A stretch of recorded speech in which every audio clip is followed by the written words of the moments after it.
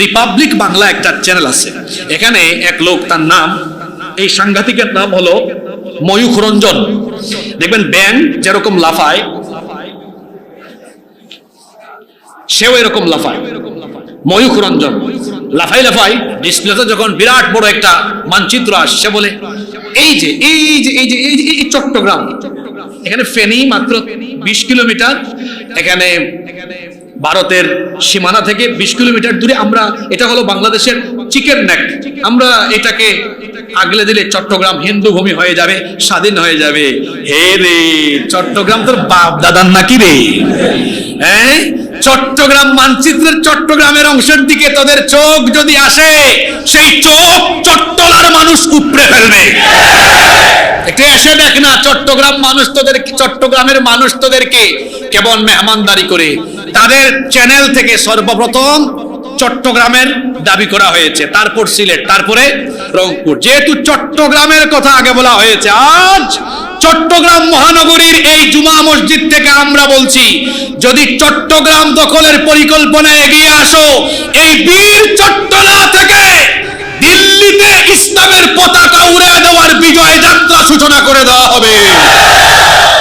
ভারতের দাদা বাবুদেরকে বলবো, আমার দেশের মানচিত্রের উপরে কুনজর দিলে 14 কোটি মুসলমান 140 কোটির কোয়ালিটি নিয়ে তোমাদের উপরে এমন ভাবে ঝাঁপিয়ে পড়বে, তোমাদের মানচিত্র টুকরা টুকরা হয়ে দিল্লিতে ইসলামের পতাকা উড়িয়ে দেওয়া হবে। ইয়া আইয়ুহান নাবিয়্যু, হে নবী, হাসবুকাল্লাহু ওয়া মান ইত্তাবাআকা মিনাল মুমিনিন। হাসবুকাল্লাহ, আপনার জন্য আল্লাহই যথেষ্ট। ওয়া মান ইত্তাবাআকা মিনাল মুমিনিন, এবং যে সকল মুমিনরা আপনার অনুসরণ করে তাদের জন্য আল্লাহ যথেষ্ট। অর্থাৎ হে নবী, আপনার আর আপনার অনুসারী মুমিনদের জন্য যিনি এনাফ, যিনি যথেষ্ট, তিনি কে? এই আয়াত দ্বারা আল্লাহ তাআলা বুঝাচ্ছেন যে আল্লাহ রাসূলের সাথে আছেন, রাসূলের অনুসারীদের সাথে আছেন। এই আয়াত দুটি নাজিল হয়েছে বদর যুদ্ধের ঠিক আগ মুহূর্তে, বদর যুদ্ধের প্রাক্কালীন সময়ে। আল্লাহ তাআলা এই কঠিন সময়ে এই দুটি আয়াত নাজিল করে নবী এবং মুমিনদেরকে আল্লাহ বলছেন যে আপনি আর মুমিনদের জন্য আমি আল্লাহ এনাফ, যথেষ্ট। সুবহানাল্লাহ, এই কথাটার ওজন কতটুকু, যে আপনার সাথে আর আপনার অনুসারী মুমিনদের সাথে আমি আছি। আল্লাহ যার সাথে আছেন, আল্লাহ যার সাথে আছেন, তার সাথে কেউ না থাকলেও কোনো অসুবিধা নাই। যার সাথে আল্লাহ আছেন, গোটা পৃথিবী তাকে পরাস্ত করতে, মোকাবেলা করতে পারবে না। যে ব্যক্তির সাথে আল্লাহ আছেন, সেই ব্যক্তি আর মাইনরিটি থাকে না, সেই ব্যক্তি সকল শক্তির ঊর্ধ্বে চলে যায়, তাকে তামাম দুনিয়ার পরাশক্তি মিলেও আর মোকাবেলা করা সম্ভব হয়নি। আর হৃদয়ে এই চেতনা ধারণ করতে পারা, এটা একজন প্রকৃত মুমিনের আলামত, যে আমার সাথে গোটা দুনিয়ার কেউ না থাকলেও যিনি আছেন তিনি কে? আমাদের জাতির পিতা ইব্রাহিম আলাইহিস সালামকে নমরুদ আর তার দলবল বিশাল অগ্নিকুণ্ড জ্বালিয়ে সেখানে যখন নিক্ষেপ করার সব রকমের প্রস্তুতি সম্পন্ন করলো, কিছুক্ষণ পরেই ফেলে দিবে। বিশাল এলাকা জুড়ে আগুনের কুণ্ডলি জ্বালিয়েছে, একটু পরেই নিক্ষেপ করবে। এমন সময় ফেরেশতা এসে বললেন, আপনি যদি হুকুম করেন তো ফেরাউন, তো নমরুদের এই অগ্নিকুণ্ডকে আমি এই অগ্নিকুণ্ডকে সাগরে নিক্ষেপ করব, এই আগুন আপনাকে কিছুই করতে পারবে না। জাতির পিতা তখন বললেন, তুমি যে আমাকে হেল্প করতে এসেছো, সাহায্য করতে এসেছো, আল্লাহ কি তোমাকে আদেশ করেছেন নাকি তুমি নিজে নিজে এই কথা বলছো? ফেরেশতা বললেন, না, আল্লাহ এখনো হুকুম দেন নাই।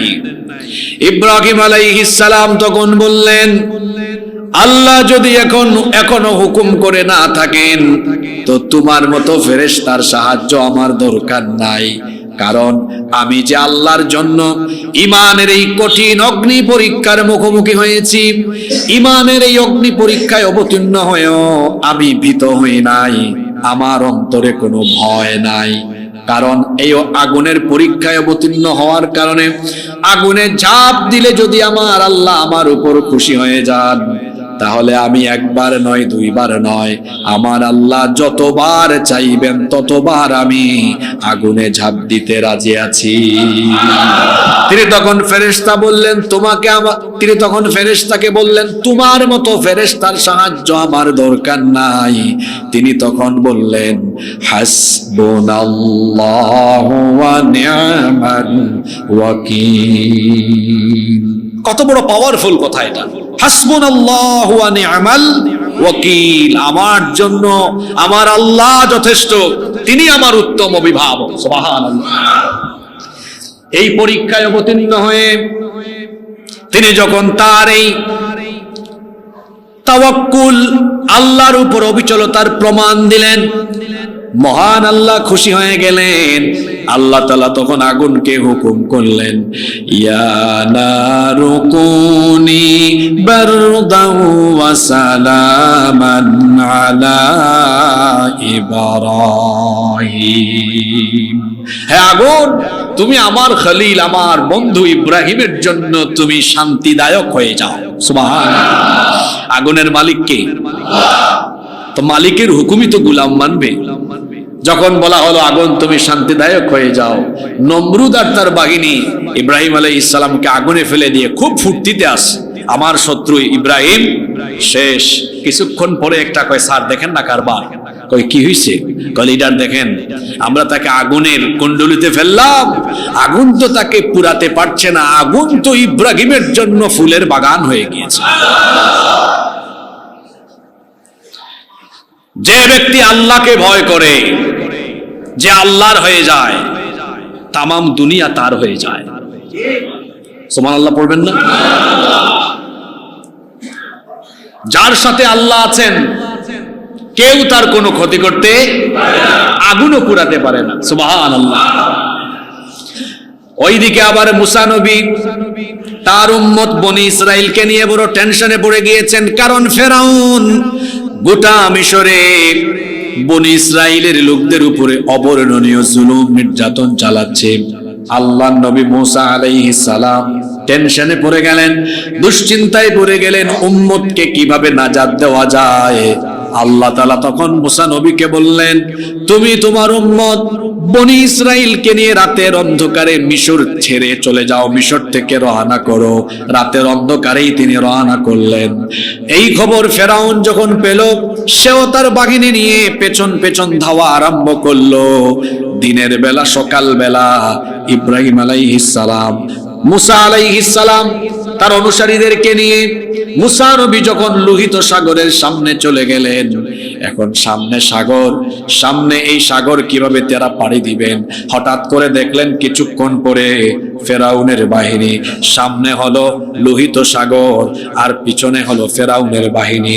অবস্থা এত জটিল আকার ধারণ করলো, সামনে গেলেও এখন মরণ, পিছনে গেলেও এখন মরণ। এই অবস্থার সম্মুখীন যখন তারা হয়ে গেলেন, তখন বনি ইসরাইলের লোকেরা বলল, মুসা তুমি কোথায় আমাদেরকে নিয়ে আসলা? এখানে তো মরণ ছাড়া কোনো উপায় নাই, মরণ ছাড়া কোনো পথ নাই, সামনেও মরণ পিছনেও মরণ। দেখেন আল্লাহর উপর তাওয়াক্কুল থাকলে কি হয়। মুসা নবী তখন বললেন, কে বলেছে সামনে মরণ পিছনেও মরণ? তারা বলল, কেন? দেখো না সামনে সাগর, পিছনে ফেরাউনের বাহিনী, আমরা তো সংখ্যায় কম, তারা তো আমাদেরকে শেষ করে ফেলবে। মুসা নবী তখন বললেন, কে বলেছে আমরা একা আছি? তিনি বললেন, কাল্লা ইন্না মাইয়া রাব্বি সায়াহদিন। নেভার এভার, কখনো না, আমরা একা কে বলেছি? ইন্না মাইয়া রাব্বি, নিশ্চয়ই আমাদের সাথে আমাদের রব আছেন। তিনি কি? আল্লাহ। সায়াহদিন, শীঘ্রই তিনি পথ দেখাবেন। আল্লাহ কি পথ দেখান নাই? জোরে বলেন, আল্লাহ পথ দেখান নাই? যার সাথে আল্লাহ আছেন তাহলে কেউ কোনো ক্ষতি করতে পারে না। মুসা নবীর সাথে আল্লাহ ছিলেন, ফেরাউন কিচ্ছু করতে পারে নাই। ইব্রাহিম আলাইহিস সালাম জাতির পিতার সাথে আল্লাহ ছিলেন, আগুনও জাতির পিতাকে জ্বালাতে। আর আমার নবী তো হিজরতের রাতে তার সাথী আবু বকর সিদ্দিক রাদিয়াল্লাহু আনহুকে নিয়ে রওনা করলেন।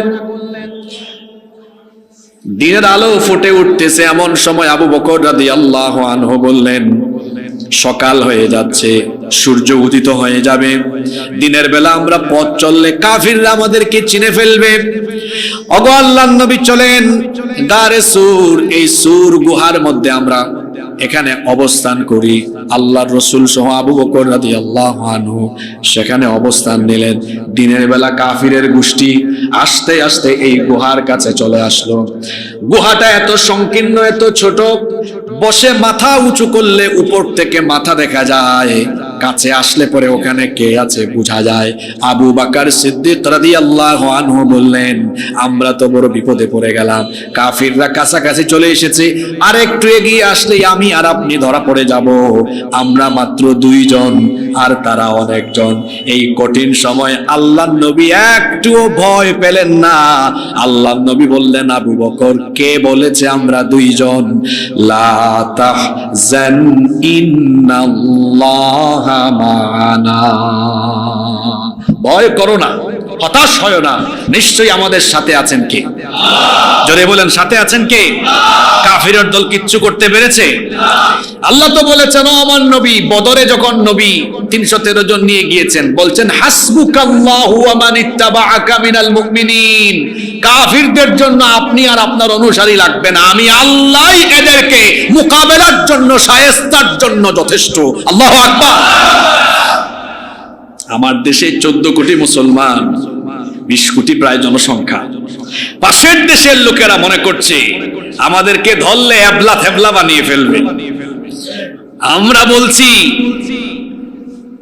তোরা তোদের অস্ত্রবল, সৈন্যবল আর পপুলেশন নিয়ে হয়তো তোরা বড়াই করছিস যে আমাদের পপুলেশন বেশি, জনসংখ্যা বেশি, মিলিটারি বেশি, অস্ত্র বেশি, তাদের অনেক কিছু আছে, অনেক কিছুই তাদের আছে, কিন্তু একটা জিনিস তাদের নাই যেটা আমাদের আছে।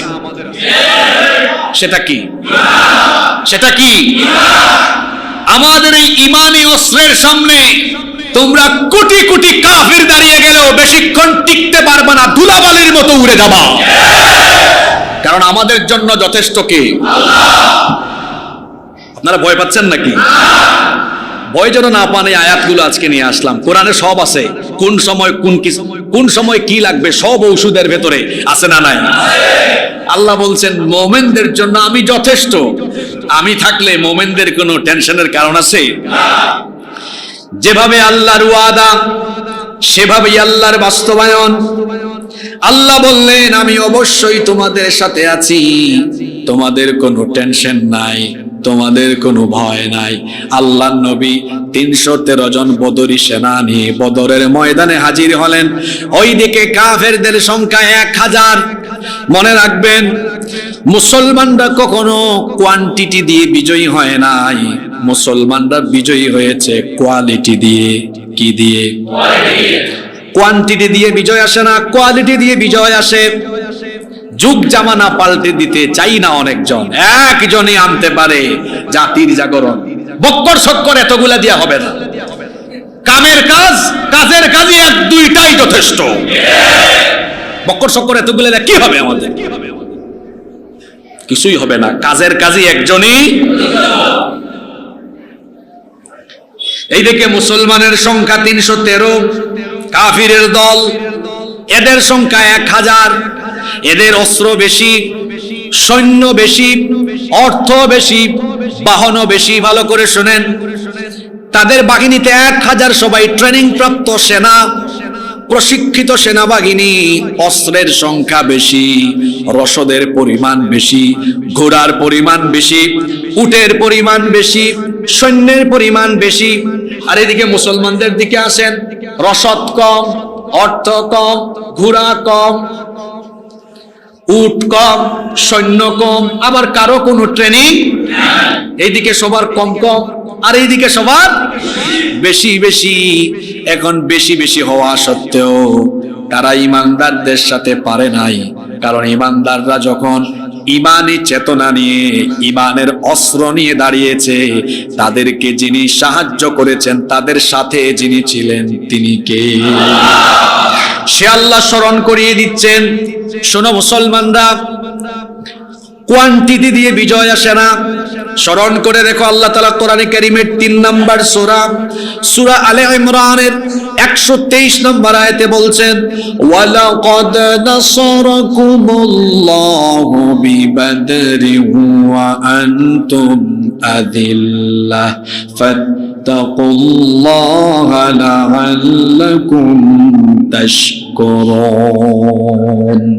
আর অবশ্যই আল্লাহ তোমাদেরকে বদরে সাহায্য করেছেন যখন তোমরা ছিলে সংখ্যায় অত্যন্ত অল্প, যখন তোমরা ছিলে হীনবল, যখন তোমাদের সংখ্যা ছিল বড় কম। আল্লাহর নবী যখন এই কম সংখ্যক 313 জন বদরি সেনা নিয়ে দাঁড়িয়ে গেলেন, আল্লাহর নবী তখন ইমানদারদেরকে বললেন, ভয় পেও না, তোমাদের কাছে ঈমান আছে, ওদের কাছে ঈমান নাই। যদি ঈমানি চেতনা নিয়ে দাঁড়াও, কাফিরদেরকে তোমরা মোকাবেলা করা লাগবে না, কাফিরদেরকে আল্লাহ ফেরেশতা পাঠায়া মোকাবেলা করবেন। আল্লাহু আকবার। রব্বুল আলামিন কোরআনে কারীমে সূরা আলে ইমরানের 124 নম্বর আয়াতে বলছেন, ইয তাকুলু লিল মুমিনিনা আলাই ইয়াকফিয়াকুম আইয়ুমিদ্দাকুম রাব্বুকুম বিসালাসাতি আলাফিম মিনাল মালাইকাতি মুনজালিন। আল্লাহ বলছেন, ও নবী স্মরণ করুন, যখন আপনি মুমিনদেরকে বলেছিলেন তোমাদের ঈমান আছে আর এদের কাছে ঈমান নাই, তো এটা কি যথেষ্ট নয় যে তোমরা ঈমানের উপর অবিচল থেকে কাফিরদের মোকাবেলায় দাঁড়িয়ে যাবে? কাফিরদের মোকাবেলায় যদি তোমরা দাঁড়িয়ে থাকো, আল্লাহ বলেছেন 3000 ফেরেশতা নাজিল করে আল্লাহ তোমাদেরকে সাহায্য করবে। এরপরে আল্লাহ মনে করেন নাই, এত আস্তে বললেন কেন? দুর্বল মুসলমানের মতো না, সবল মুসলমানের মতো বলেন। ফজুমিয়া মসজিদের মুসল্লিরা দুর্বল হবে কেন? তাজা তাজা আওয়াজ হবে। আল্লাহ কি সাহায্য করেন নাই? বদরে 313 জন নিয়ে আল্লাহর নবী হাজির। এবার শুনেন, আল্লাহ ফেরেশতাকে ডাক দিয়েছেন, ফেরেশতারা এদিকে আয়। ফেরেশতারা এসেছে সূরা আনফালের 12 আর 13 নম্বর আয়াত। শুনেন, আল্লাহ বলছেন, ইয ইউহি রাব্বুকা ইলাল মালাইকাতি আন্নী মাআকুম ফাসাব্বিতুল্লাযীনা আমানু সাউলকি ফি কুলুবিল্লাযীনা কাফারুর রু'বা ফাদরিবু ফাওকাল আ'নাকি ওয়াদরিবু মিনহুম কুল্লা বানান। আল্লাহ বলছেন, স্মরণ করুন, যখন তোমাদের পালনকর্তা ফেরেশতাদেরকে আদেশ দিলেন, আমি তোমাদের সাথে আছি। ফেরেশতাদেরকে বললেন, আমি তোমাদের সাথে আছি, অতএব ঈমানদারদেরকে তোমরা যুদ্ধের ময়দানে দৃঢ় রাখো, অবিচল রাখো, অর্থাৎ এমন কাজ করো যাতে ঈমানদাররা এখান থেকে আর পিছনে না যায়। কি করবা? আল্লাহ ফেরেশতাদেরকে বললেন, আমি কাফিরদের অন্তরে ভয় ঢুকাবো, আর তোমরা ফেরেশতারা নামো, নামার পরে ফাদরিবু ফাওকাল আ'নাকি ওয়াদরিবু মিনহুম কুল্লা বানান। আমার ঈমানদার 313 জন দাঁড়িয়েছে, আমি ওয়াদা দিয়েছি তাদের সাথে আমি আছি। তারা কাজ করার আগে তোমরা কাজ করো, তোমরা কাফিরদের গর্দানের উপরে আঘাত হানো, জুড়ায় জুড়ায় মারো। আল্লাহু আকবার। এটা কিসের আয়াত? জোরে বলেন। এখন এই আয়াতটা কি, এই আয়াতের সাথে আসলে কি বদর যুদ্ধের বাস্তব মিল ছিল কি ছিল না? আগে বলিয়েন না, মিল ছিল কি ছিল না। এবার শুনেন, আবু জেহেলের ছেলে, তার নাম হলো ইকরিমা বিন আবু জাহাল। আবু জেহেলের ছেলে বলতেছে, ওই দিন আমাদের সেনাদের এই গর্দান থেকে মাথা শুধু পড়ে মাথা শুধু পরে, কিন্তু সামনে তাকায় দেখি মুসলমানদের কেউ নাই। চিন্তা করলাম, পিছনে আমরা যারা ছিলাম চিন্তা করলাম মুসলমানের বাহিনী আসার আগে আমাদের লিডারদের মাথা কেমনে পড়ে। যখন আমরা সামনে এগিয়ে আসলাম তখন আমরা দেখলাম মুসলমান কোনো বাহিনী না, সাদা সাদা পোশাক পরিহিত, তলোয়ার হাতে নিয়ে বিরাট এক বাহিনী এলো পাতারি ভাবে আমাদের উপর আক্রমণ করেছে। মুমিনের সাথে কে? যদি বলেন সাথে কে? এটা তো আবু জেহেলের পুলা বলছে।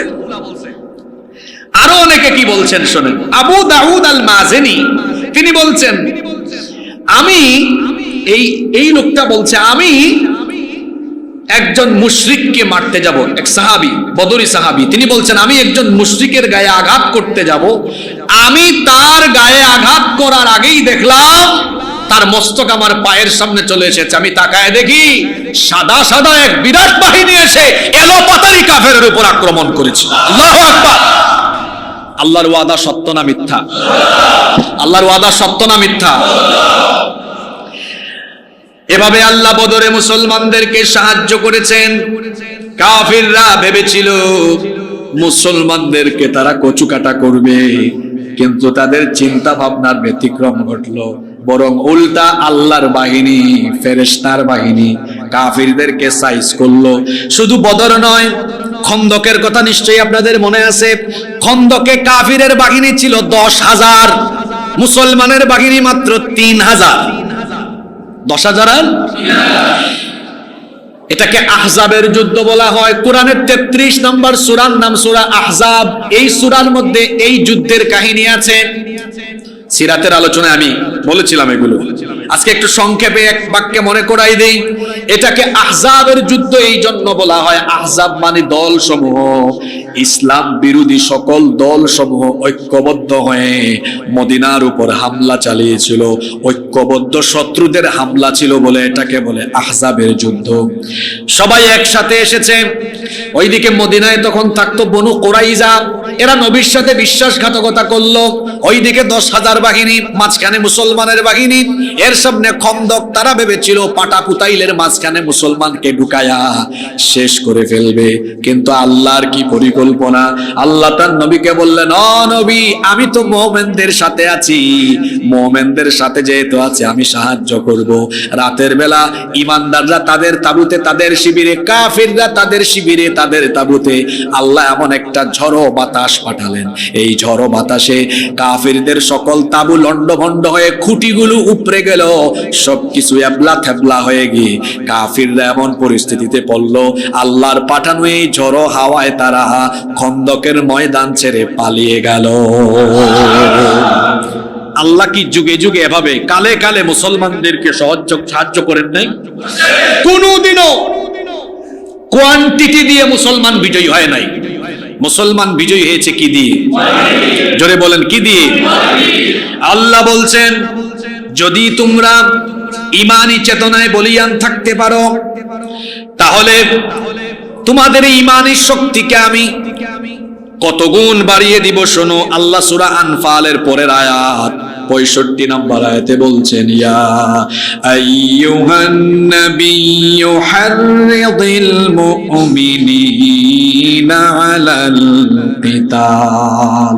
হে নবী, মুমিনদেরকে আপনি যুদ্ধের ব্যাপারে এনকারেজ করেন, উদ্বুদ্ধ করেন, যুদ্ধের ব্যাপারে উৎসাহ দেন। তারা যেন যুদ্ধের নাম শুনলে ভয় না পায়, বরং যুদ্ধের নাম শুনলে তারা যেন আনন্দিত হয়, তাদের অন্তরে যেন খুশি খুশি ভাব আসে। কারণ হলো, যুদ্ধে তারা যদি ঈমান নিয়ে দাঁড়িয়ে যায় আমি তাদেরকে কত গুণ শক্তি বাড়িয়ে দিব শুনেন। ইয়াকুম মিনকুম 20 সাবিরুনা ইয়াগলিবু মিআতাইন। যদি মাত্র 20 জন অবিচল মুমিন দাঁড়ায়, 200 জন কাফেরকে তারা মোকাবেলা করতে পারবে। আল্লাহু আকবার। 20 জনে, জোরে বলেন, এই অঙ্কটা শুনেন, তারপরে আসবো ভারতবর্ষের হিসাবে। এই আয়াত দিয়ে হিসাব বুঝাবো আজকে। 20 জনে আয়াত কিন্তু শেষ না। আল্লাহ বলছেন, ওয়া ইয়াকুম মিনকুম মিআতুন ইয়াগলিবু আলফাম মিনাল্লাযীনা কাফারু। আর যদি মুমিনের সংখ্যা হয় 100, তারা 1000 কাফিরকে মোকাবেলা করতে পারবে 20 জনে, 200, 100 জনে। একটু ভাগ করে বলেন তো, একজনের ভাগে পড়ছে কয়জন? বলেন বলেন, কয়জন? তার মানে বোঝা গেল যুদ্ধের ময়দানে ইমানদারের হাতে অস্ত্র না থাকলেও ঈমান থাকলে ওই সময়ে আল্লাহ কত গুণ শক্তি তাকে বাড়িয়ে দেন। অর্থাৎ 10টারে একাই সাইজ করতে পারে কয়টা? এখন বাংলাদেশে আসেন, 14 কোটি মুসলমানকে 10 দিয়ে গুণ করেন তো, বলেন না কেন আপনারা? 100। যারা লাফাইতেছে উগ্রবাদী জঙ্গিরা পাশের দেশে, এদের জনসংখ্যা বেশি না, 130 কোটি। এর মধ্যে 30 কোটি আমাদের ভাই আছে, এগুলা বাদ দিয়ে হিসাব করতে হবে। তাইলে ওরা কত কত? আর 14কে 10 দিয়া গুণ মারেন। আমরা কোয়ালিটিতে, আমরা কোয়ান্টিটিতে 14 কোটি, কোয়ালিটিতে কত কোটির সমান? জোরে বলেন, কত কোটি? কি দুর্বল জাতের ইমানদার বসছে। আপনার তো একজনের সমান না, অর্ধেকও না। 14 কোটি কয়জনের সমান? 100।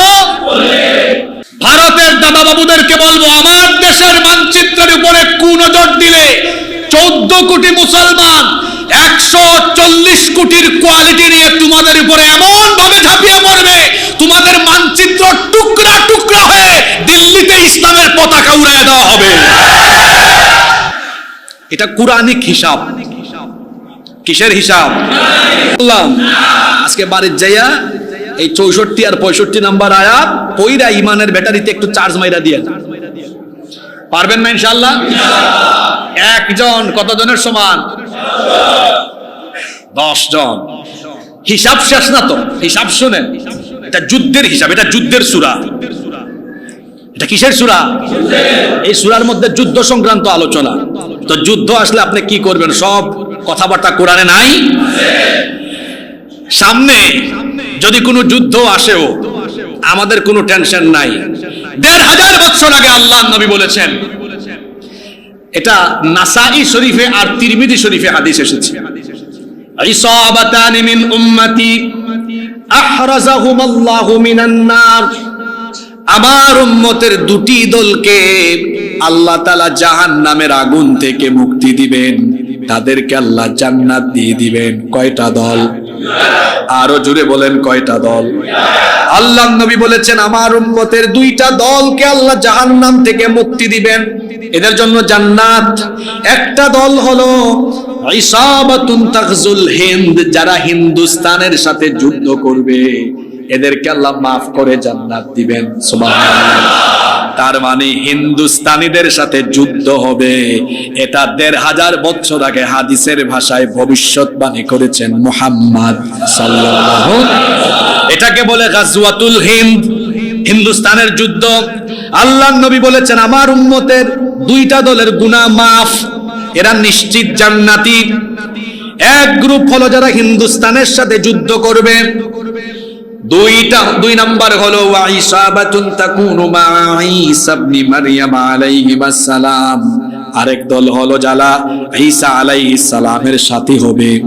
আমরা জানি ঈসা আলাইহিস সালাম এখনো মারা যান নাই, তিনি আবার আসবেন।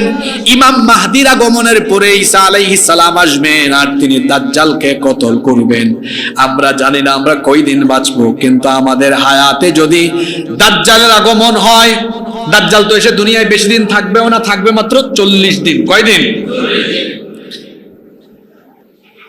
দাজ্জাল, ইমাম মাহদি আর ঈসা আলাইহিস সালামকে যদি আমরা আমাদের হায়াতে পেয়ে যাই, ঈসা আলাইহিস সালামের সাথী হয়ে আমরা দাজ্জালকে মোকাবেলার জন্য সৈন্য হতে রাজি আছি না নাই? আল্লাহর নবী বলেছেন, এই দলে যারা থাকবে এদের জন্য জাহান্নাম মাফ। আর আরেক